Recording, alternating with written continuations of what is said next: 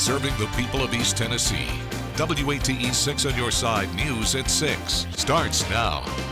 Teenagers in Knoxville rallying together today to call for an end to gun violence.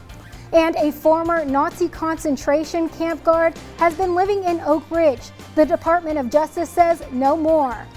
Plus, with extreme weather blanketing some of the country, shipments of COVID-19 vaccinations are being stopped cold. Those stories and more right now at 6. Good evening, everyone. I'm Kristen Gallant. Thank you for joining us. A group of teenagers rallied against gun violence today.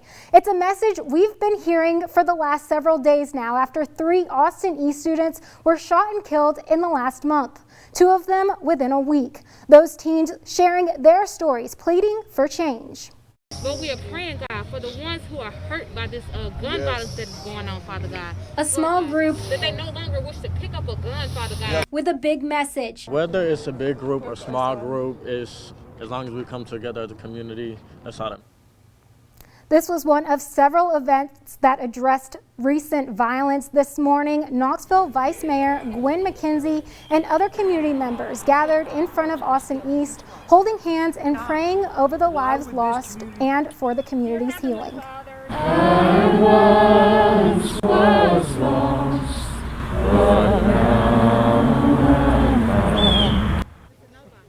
If you have any information that may help investigators with the Knoxville Police Department, you're encouraged to call this number right here, 865-215-7212. We want to remind you that you can remain anonymous.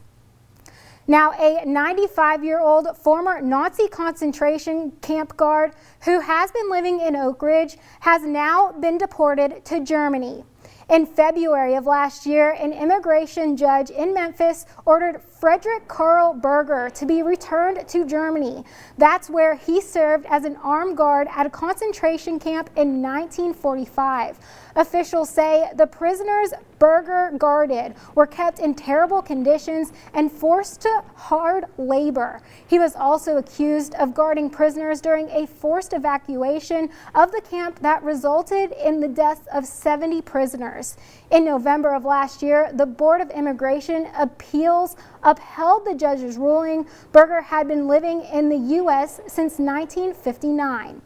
An East Knoxville church group wanted to support its community today by holding a free clothing and food drive.